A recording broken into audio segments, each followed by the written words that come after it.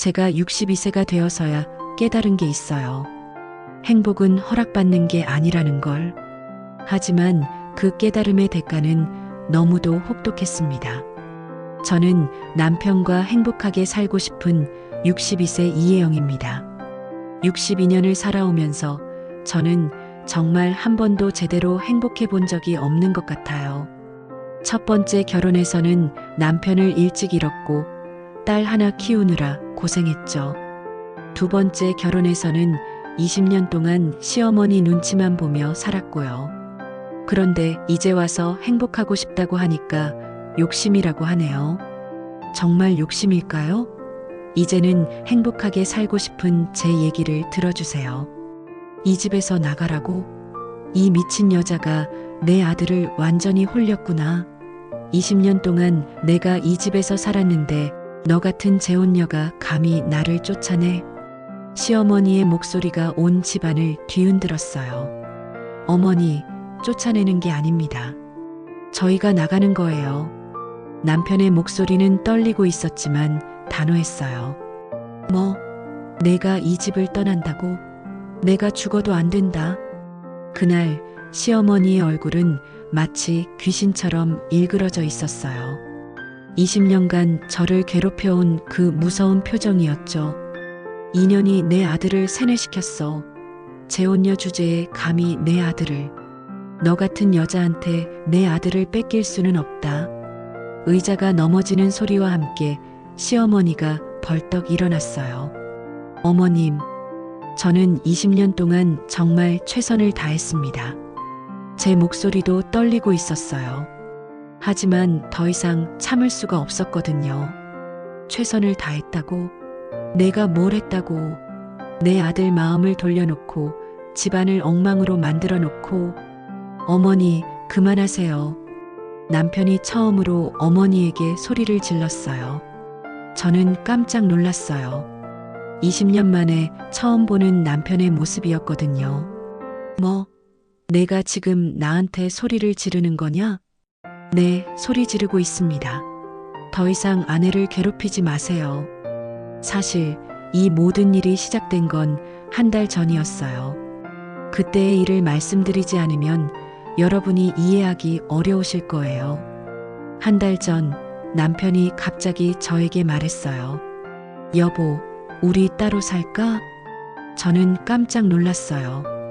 20년 동안 한 번도 그런 말을 한 적이 없는 남편이었거든요. 왜 갑자기? 어머님이 뭐라고 하시면? 내가 설득할게. 우리도 이제 행복할 자격이 있어. 행복할 자격. 그 말이 저에게는 너무도 낯설었어요. 저에게도 행복할 자격이 정말 있을까요? 다시 그날로 돌아가 보죠. 아들아, 정말 나를 버리고 그 여자를 택하겠다는 거니? 시어머니의 목소리에는 분노뿐만 아니라 절망도 섞여 있었어요. 버리는 게 아닙니다. 어머니는 은희 누나나 정희가 모시면 되잖아요. 그년들이 나를 제대로 모실 것 같아? 너만이 내 진짜 아들이야. 저는 그 말을 들으면서 마음이 복잡해졌어요. 시어머니에게는 분명히 다른 아픔이 있는 것 같았거든요. 하지만 그렇다고 해서 저를 20년 동안 괴롭힌 것이 정당화되는 건 아니잖아요. 어머니, 결정된 일입니다. 다음 주에 이사 나갈 거예요. 남편의 단호한 목소리에 시어머니는 완전히 미쳐버린 것 같았어요. 좋다. 나가라. 하지만 절대 용서 안 한다.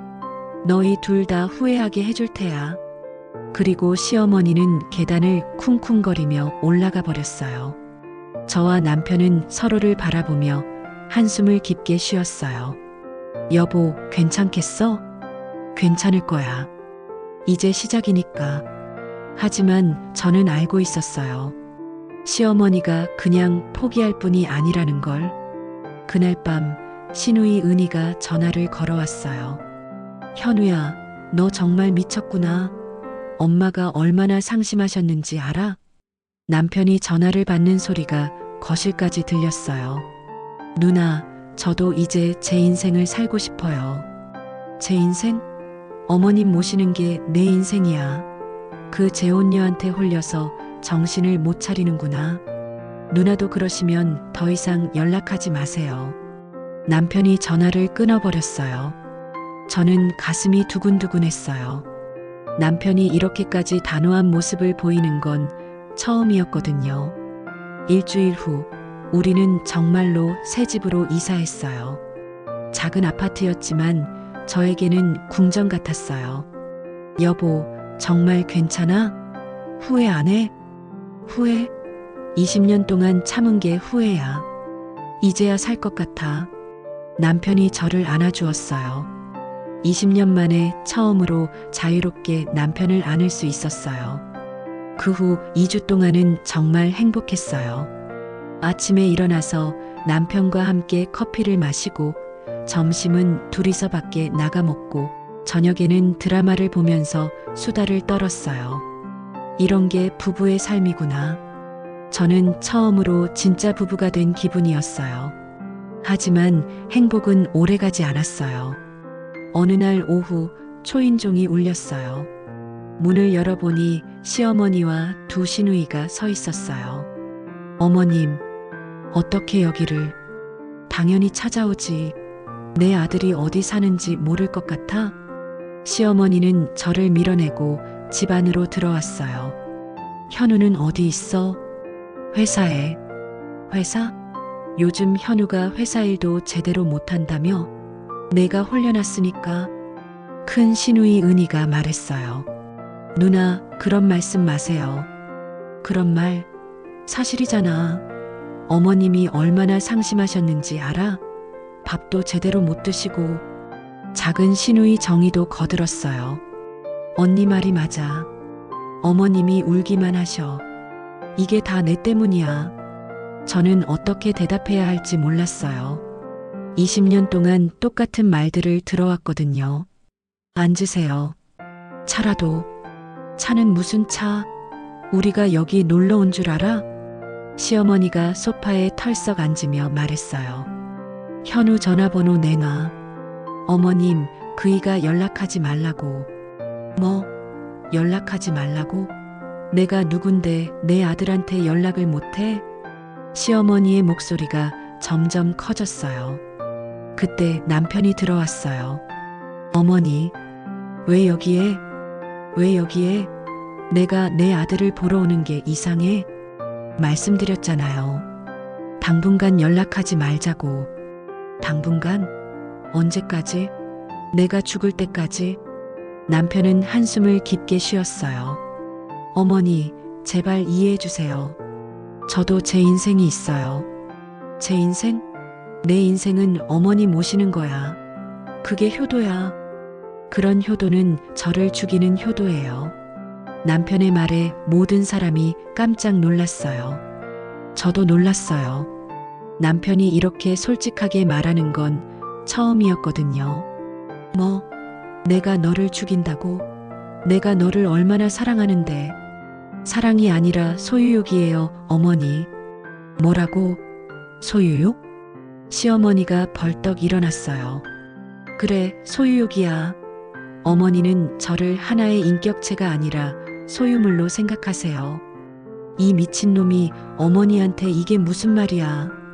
큰 시누이가 소리쳤어요. 누나도 마찬가지예요.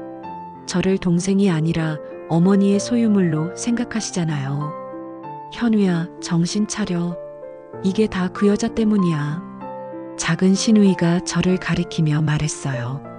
아니에요. 제 선택이에요. 남편이 제 손을 꽉 잡았어요. 좋다. 그럼 나는 이제부터 너를 내 아들로 인정 안 한다. 시어머니가 소리쳤어요. 그러세요. 어머니가 그렇게 하시려면. 현우야, 정말로? 정말로요. 어머니가 제 아내를 인정하지 않으시면 저도 어머니를 어머니로 인정할 수 없어요. 그 순간 집안이 조용해졌어요.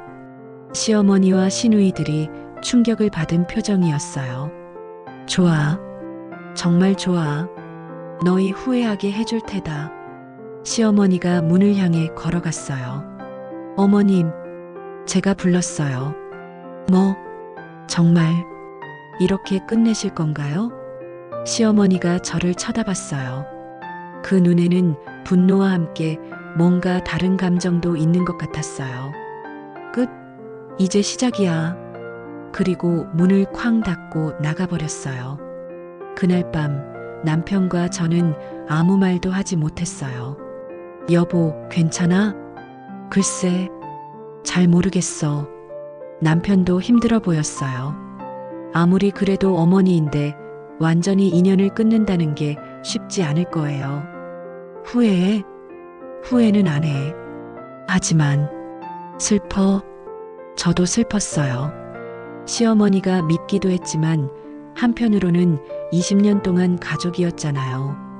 내일부터 뭔가 일이 생길 것 같은 불길한 예감이 들어 제 예감은 틀리지 않았어요. 다음 날부터 이상한 일들이 벌어지기 시작했어요. 아파트 경비실에서 전화가 왔어요. 사모님, 어르신들이 로비에서 기다리고 계시는데요. 시어머니와 시누이들이 로비에 앉아서 하루 종일 기다리고 있었어요. 주민들이 다 쳐다보는데도 아랑곳하지 않고 말이에요. 저희는 올라가지 않겠어요. 그냥 있으라고 하세요. 남편이 경비 아저씨에게 말했어요. 하지만 그들은 정말로 하루 종일 그곳에 있었어요. 저녁 9시가 되어서야 돌아갔어요. 이런 일이 일주일 동안 계속됐어요. 이거 언제까지 계속할 거야? 모르겠어. 어머니 성격상 쉽게 포기하지 않으실 거야. 그런데 더 큰 일이 생겼어요. 어느 날 남편 회사에서 전화가 왔어요. 부장님, 어머님이 회사로 찾아오셔서 난리예요. 시어머니가 남편 회사까지 찾아가서 소란을 피운 거예요. 제 아들이 나쁜 여자에게 홀려서 집을 나왔어요. 도와주세요. 회사 사람들 앞에서 그런 말을 했다는 거예요. 남편이 급히 회사로 갔어요. 그리고 저녁에 돌아왔을 때 얼굴이 새파랗게 질려 있었어요. 어떻게 됐어? 어머니를 겨우 모시고 집에 갔어. 하지만 회사에서 이상하게 보는 분위기야. 이제 남편의 직장 생활까지 위험해진 거예요. 미안해, 여보. 나 때문에. 아니야. 이건 내 선택이었어.